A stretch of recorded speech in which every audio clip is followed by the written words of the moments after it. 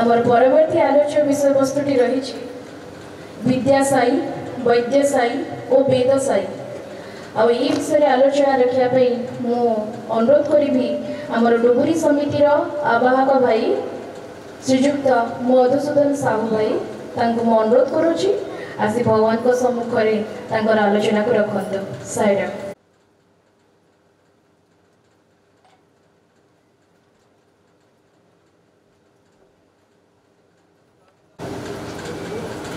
अजानुबाहो अरविन्दनेत्रम् आत्माभिरामं मनसा स्मरामि भूलोकवैकुण्ठपति निवास प्रभु साई रामं मनसा स्मरामि प्रभु साई रामं मनसा स्मरामि प्रभु साई रामं मनसा स्मरामि। हृदयेश्वर भगवान बाबा आज पवित्र रामनवमी मुख्यार्थ भगवान प्रभु रामलाल आज पवित्र अवसर में पंचायत समस्त अतिथिवृंद ज्येष्ठ श्रेष्ठ कनिष्ठ समस्त को दिव्य स्वरूप मान करी मोर साईराम निवेदन कर साईराम आम समस्त अहोभाग्य आज गोटे एमती अवसर में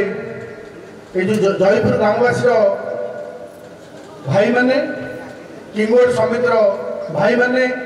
चंडीपाल भजन मंडल भाई माने ये जो सुंदर आयोजन कर पवित्र रामनवमी अवसर में से पाखे कृतज्ञता ज्ञापन करुच्ची बड़ कथा सबुठू जहाँ कृतज्ञता जहाँ पाई सब श्रेय से आमर प्रिय स्वामी ये कथा आपण समस्ते जानते मत अधमगोटी ठिया कर जो बाबद कहवाई से बाबद मुझे कौन जानती मुझे जानी तेणु पुणी थर आपण पाखे क्षमा प्रार्थना करी आरंभ करने कार्यक्रम को अनुरोध रखी भाई मान पाखे भगवान को भजन कार्यक्रम आरंभ करवा तार सहयोग करेंगे।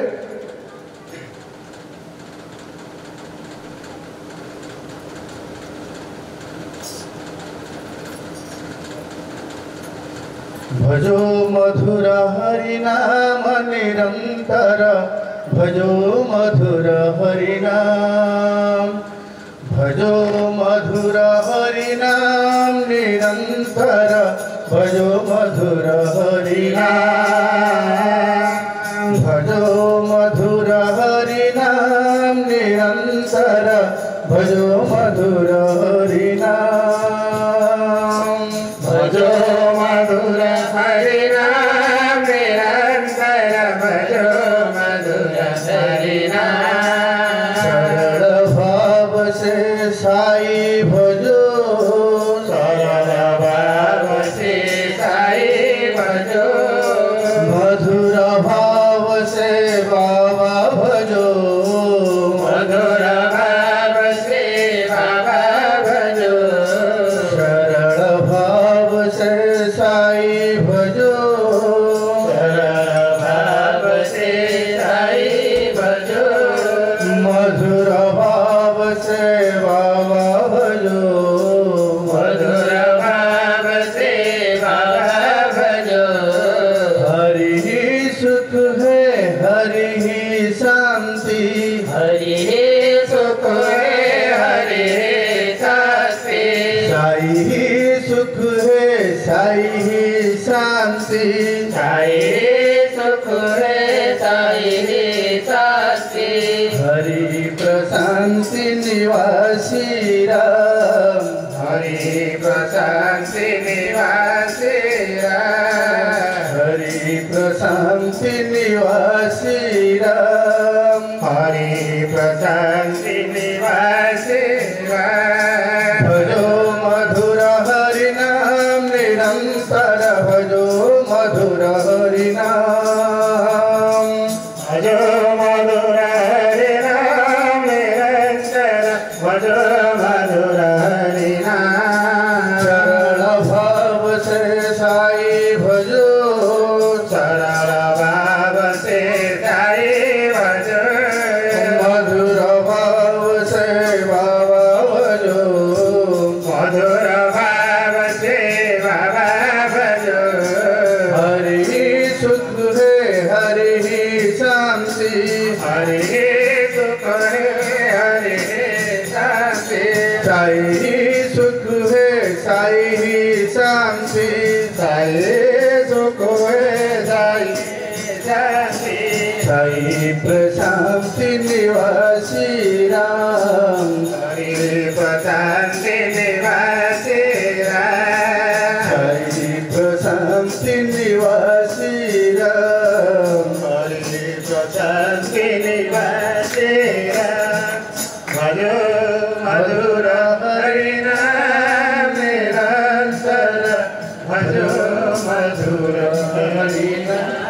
साईराम से शंखासुर चोरी कर नेला भाई अवस्था होती आज जदि आप भारत सारा पृथ्वीर पूरपल्ली में खोजे निश्चित जड़े कौट साई आसित मिले वेद बाबद सम्यक धारणा थी आम प्रति मुहूर्त जहाँ करुँच वेदर निश्चित प्रथमे आपको शुणी शुणी मन रखा जाता आम स्मृति करुचे समस्ते ज्ञानी गुणी लोक एथिरे मु किसी नुआ कथा कहूनी तापर आदिवासी जुग परवर्ती वैदिक जुग आपको 4 भाग विभक्त कराला ऋग यजुर साम अथर्व एथिरे कर्मकांड ज्ञानकांड उपासना विधि आरंभ कर सब विभाजन अनुसार विभक्तिकरण करागला किंतु मुख्य कथा कौन ना सबुठ आम जमी वेद उच्चारण कला नारायण मार्गेण मही महिषा गो ब्राह्मण शिवस्तु नित्य समस्त लोका सुखिन भवन्तु ये सारुंट तो ता माने कौन जे आम प्रति मुहूर्त जो मंत्र उच्चारण करें ही मागुंट प्रभु आमको शांति दिंतु सुख दिंतु समृद्धि दिंतु आप शांति वायु शांति पृथ्वी शांति वनस्पति शांति केवल भगवान को आमको शांति मंत्रे संतुष्ट देवता जेते मंत्र सबू अच्छी ये मंत्र उपासना कले कौन हम ना ये देवता मान संतुष्ट हे देवता मान संतुष्ट कौन हम ना सृष्टि ठीक भाव में परिचालित हो ठीक समय वृष्टि हम ठीक समय शीत हम ठीक समय खरा हम मरुड़ी पड़ब नहीं दुरारोग्य व्याधि आसब नहीं कोरोना समय संगठन तरफ सारा विश्व में प्रचार करागला समस्त रुद्रम बोलते रुद्रमर नवम अनुवाक 166 थर भगवान खाली मगा जाए प्रभु आमको दिंतु दिंतु दिंतु केपर्यंत मागिबा आम जेपर्यंत पाईना कंटिन्यूअसली से दिन आज प्रभुंर पवित्र जन्मदिवस 81 वर्ष काल सबरे अपेक्षा कला प्रभु को से दिन कश्यप ऋषि खाली कहीदे कौन जे माँ दिने प्रभु जुगवतार विष्णु धरावतरण करेंगे राम अवतार एवं से माँ को हरई यही बाट दे जीवे किसकिंदा को तू ताको बाट देखे देखिए कौन मुक्ति पाइब 9 वर्षर झील 90 वर्ष तार भगवान सहित देखाला एवं मुक्ति पाइला 81 वर्ष काल से गोटे कथा जे मो प्रभु आसवे गोबर आश्रम को लिपिब झरणार पानी आनी रखिब फूल फल तोलिक आनिक रखिब कंटिन्यूअसली जदि आज आम गोटे दिन सदा अर्जुन भाई कहले खरार घाटी गलु 81 वर्ष काल आज्ञा दिने भी गोटे मुहूर्त से व्यतिक्रम होनी आम कर साधना आम वेद उच्चारण कर सका 4:30 ओंकार सुप्रतन कर एपर्यंत आसिले भावतु से किसी सुविधा नाला झरणार पानी जंगल फल जंगल पुष्प जंगल चरी बुलुवा गाई गोर गम दिन हेड़ा करनी सी कि बदलनी धर्म आज जदि आज बाबा को डाक शुणिले कौन गोटे असुविधा ना ताले आगे डाक धर्म बदलवार आम धुरंधर धर्म बदलवार आम मनुष्य चतुर कहीं ना भगवान से कहले मुझे आसनी तो नुआ कथा किसी कहवाई समस्त जिते सब देवादेवी पृथ्वी पृष्ठ अवतरण जिते महापुरुष अवतरण होती समस्त जो कथा कह मुझे कथा कह तुमको रिचार्ज कर तुम बैटेरी फेल करना आप बाल्मीकि आश्रम 3 वर्ष पिलाटे सका उठिक सज्जार बस कराके बसते लक्ष्मी कर मध्य सरस्वती करमूले तु गोविंद प्रभाते कर दर्शन समुद्र बसने देवी पर्वत स्तन मंडले विष्णुपत्नी नमस्तुभ्यं पादस्पर्श क्षमसन उच्चारण कर भोजन मंत्र गाँची ब्रह्मार्पण ब्रह्मी ब्रह्माग्नो ब्रह्मणभूतम ब्रह्मैव तेन गन्तव्य ब्रह्मकर्म समाधिनम अहम वैश्वरभूतम प्राणीनां देहमासित प्राणपान समायुक्तम पचाम्यहं तद्विदम से गाँची तो कौन से पाइला संगठन आमको शिख माने 19 बंधनटा शिखापी मत कहले के समय तक शिखिपर माने मुझे जान नी मुझे भाई 15-20 मिनट समय लगे ना हाँ 15 मिनट मुझे हाँ हम मुझे के चेष्टा करनी मु भूल बोलूँ कि ठीक बोलूँ कि जो वेद प्रशिक्षण आरंभ है आम जहाँ शुणिलु भाई मैंने जहाँ उच्चारण कले जहाँ भर ग्रामाटिकल कथा एत अच्छी সেটা যদি আমি বুঝিବା বেদ উচ্ଚାरण କରିବାକୁ ଇଚ୍ଛା ବି ହେବ କିନ୍ତୁ ମୁଁ ସେ ଭିତରକୁ ଯାଉନି ସେ ଜ୍ଞାନ ମୋ ପାଖରେ ନାହିଁ ଶ୍ରଦ୍ଧା ଆମେ ଶ୍ରଦ୍ଧାରେ ଡାକୁଛନ୍ତି ଶ୍ରଦ୍ଧାରେ ଉଚ୍ଚାରଣ କରୁଛନ୍ତି ଶ୍ରଦ୍ଧାରେ ବୋଲୁଛନ୍ତି ତେଣୁ ଭଗବାନ ଆମକୁ ସେଇ ଯେଉଁ ଆପଣ ବେଦ ନାରାୟଣ ତନ୍ନ ଅଛନ୍ତି ପ୍ରଶାନ୍ତି ନିଳମରେ ବେଦ ଉଚ୍ଚାରଣ କରୁଛନ୍ତି ସାଇନ୍ସ ଷ୍ଟୁଡେଣ୍ଟ ମାନେ ସିଏ ଭଗବାନଙ୍କୁ ମନା କରିଥିଲେ ମୋର ହବନି ଆଜି ବିଶ୍ୱର ସର୍ବଶ୍ରେଷ୍ଠ ବେଦବିତ୍ ତେଣୁ ତାର ଯଦି କରୁଣା ଅବସ୍ଥା ଆପଣଙ୍କ ପାଖରେ ଅଛି ଅସମ୍ଭବ ଭଗବାନ